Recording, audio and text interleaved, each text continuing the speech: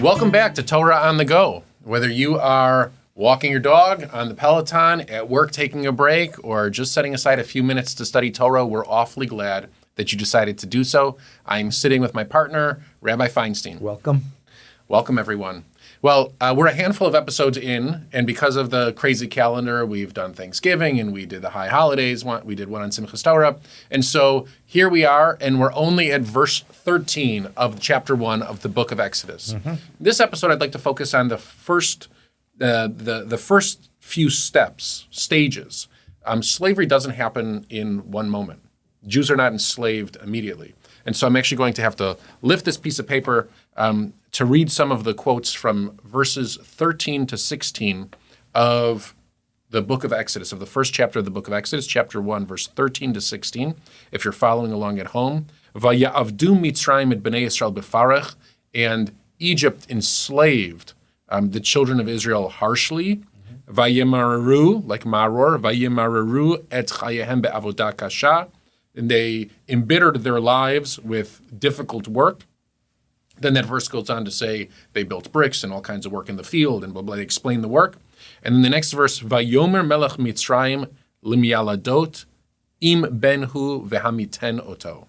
And the king of Egypt says to the midwives, thank you very much for that, if the children of Israel give birth to a boy, put that boy to death. And that begins infanticide, meaning the killing of the children of the Israelites.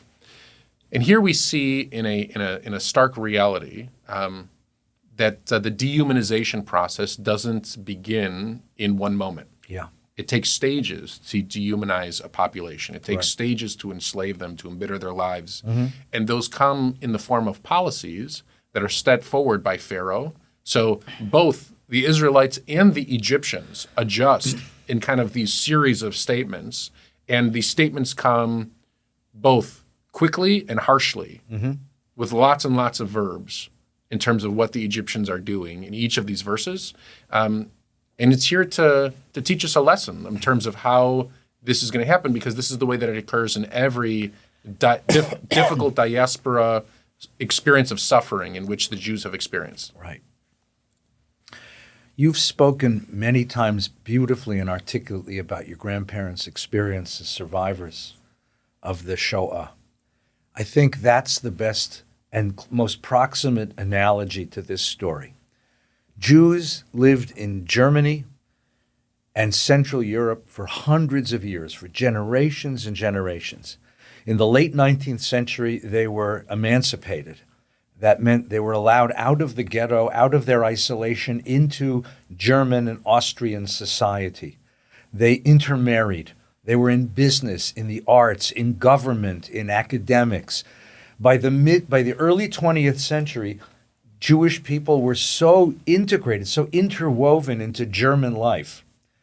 How was it possible for Joseph Goebbels, the propaganda minister of Hitler, how was it possible for him to get a majority of Germans, a vast majority of Germans, to turn on their own Jewish neighbors and friends and family members within the course of a few years? It's an astonishing development. What were the steps? So the first step is to identify and to say that person is not us. That Jew is not really German. And the second stage is to begin to isolate. So you have the Nuremberg laws in 1933, which disallowed Jews from employing Germans and Germans for working with Jews, and certainly disallowed intermarriages, right? And then having isolated isolated Jews were thrown out of schools, right? Then the next thing that happens is you begin to castigate. They are the reason we lost this war. They are the reason we are suffering. They are the cause of our humiliation. And it's interesting that you don't need to be too consistent in your rationality. Jews were both the capitalists who robbed Germany of its wealth and the communists who undermined German social cohesion. In every way, you identify, you isolate, you castigate, and then you dehumanize. You begin to dehumanize. And you say, they're not even human. There's something different. They're uncannily different than us. And then physical isolation comes. And after physical isolation, you gather Jews into ghettos. And then comes extermination. Because after all, one of Goebbels' metaphors was Jews are vermin. You got bugs in your kitchen, you call an exterminator. He said Jews are a cancer on the body of the fatherland. If you have cancer, you call a surgeon to cut it out. The step-by-step that Goebbels used, using propaganda, speaking to a population ready to hear a conspiracy theory, as it were, about why they were in the position that they were, ready to turn on their beloved neighbors and friends and co-workers. It's an astonishing process. And we witnessed it at the beginning of the 20th century. It's the exact same process that Pharaoh uses. Exactly the same. At the beginning of the 20th century, we use the mechanics of war, right? If you study it, Germany used the mechanics of war against the Jewish people. Right. Against the Jewish people. Here in Exodus, Pharaoh uses the mechanics of slavery. Of economics. Of economics, right? The Torah, believe it or not, doesn't know of racial slavery. Mm-hmm. That's not a thing in the Torah. So when the Torah talks about slavery, it is a slavery of economics. After all, a slave can redeem himself, according to the Torah, after paying off the debt. Mm-hmm. And so here, though, is the first case where we see a Pharaoh, a wicked king of Egypt, say, actually, this entire people should be enslaved, mm-hmm. and their lives should be made miserable, mm-hmm. and then we should begin killing their children. Right.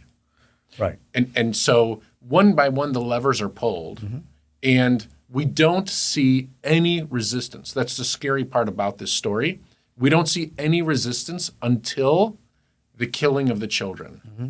And we're introduced to two brave women. Yeah. And it's never lost on me that here in the Torah, the heroes of this resistance come in the form of women. The heroes of the whole story, by the way. Right. This is one of the reasons why it's been Harold Bloom, the great literary critic, suggested that the story was written by women, mm-hmm. because all the good people in the story, there are 5 great women, mm-hmm. right? The 2 midwives, the birth mother of Moses, the adopted mother, and his sister, and they are the resistance to evil and death, which are all the men. Right.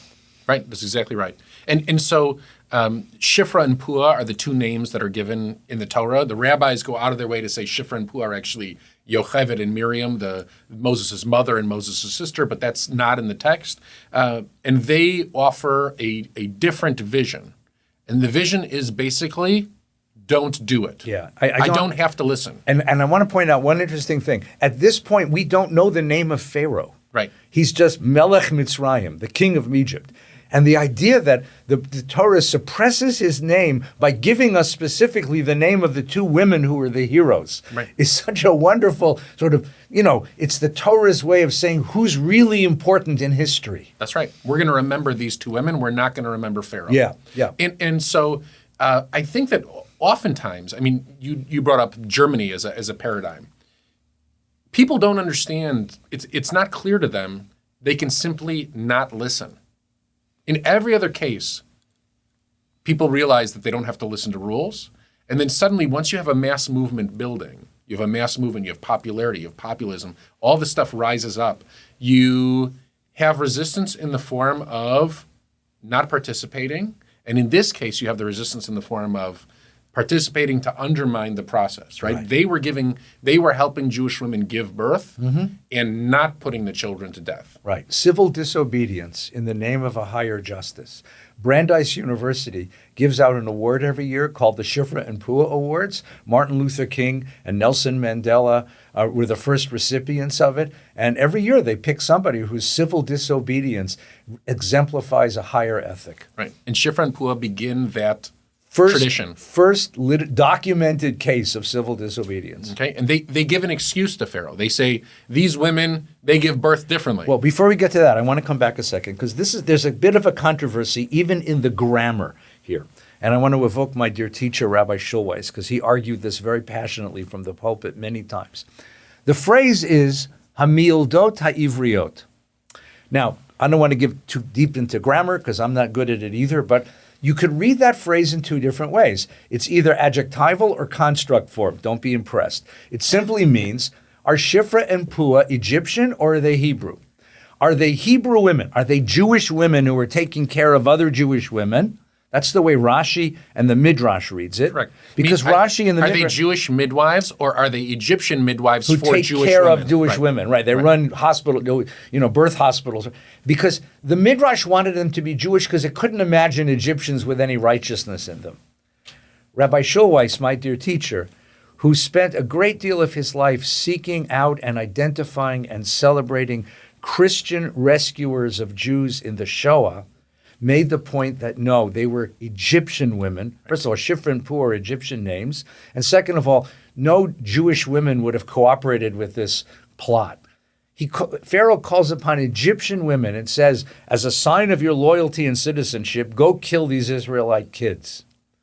And they won't do it. Now, the wonderful line in the text is that they feared God, v'tirena et Elohim. But it's not Adonai. It's not the God of Israel. It's Elohim. It's the God of creation. Right. A midwife is in the business of bringing life in the world. They couldn't be convinced to become murderers.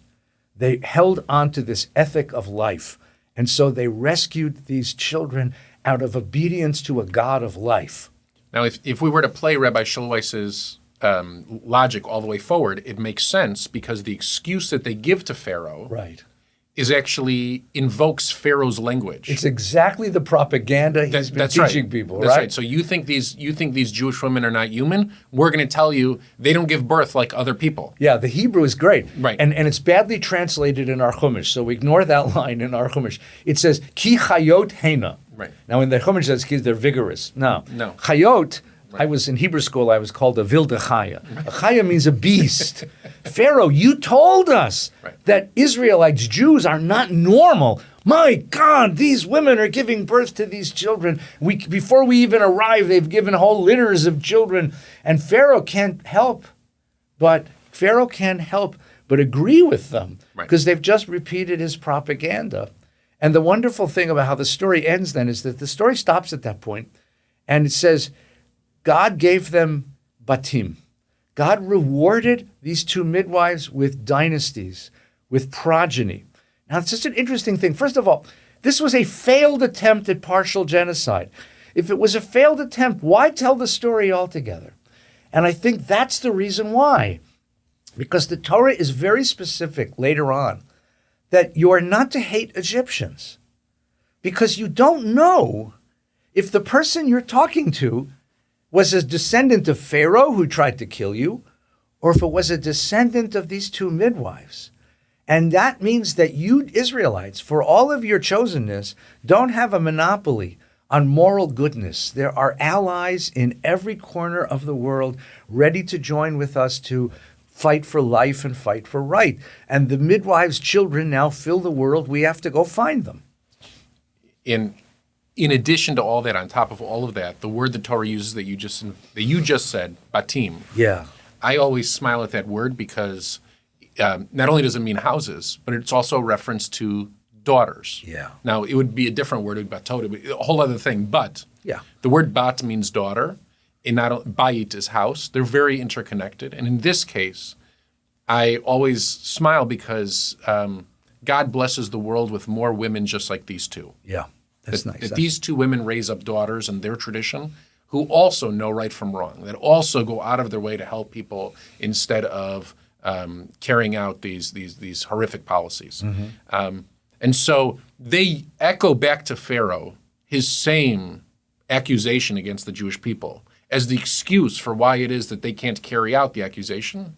And then he basically, as a final stage, as his version of the final solution, commands all of Egypt to throw the Jewish boy children into the river.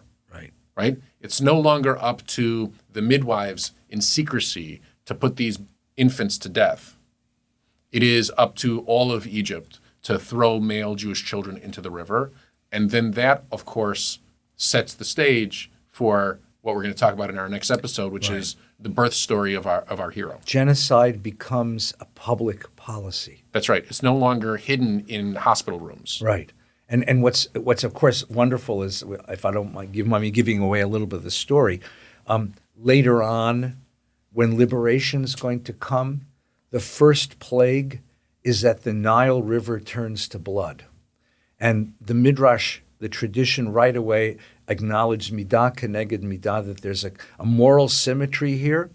When the whole society committed itself to genocide, a river of blood runs right down Main Street. That is, the whole society is now guilty, or at least responsible, for this moral horror. And the question, again, that we started with, that you asked, which was so poignant, which is that what are the steps you have to take for people to put away their natural sense of pity, their natural sense of compassion, for good people to turn away and not protest, and not object, and not push back, and not resist, for a whole society to adopt a horrifying policy of genocide against their very neighbors and friends, and in so many cases, their own family members.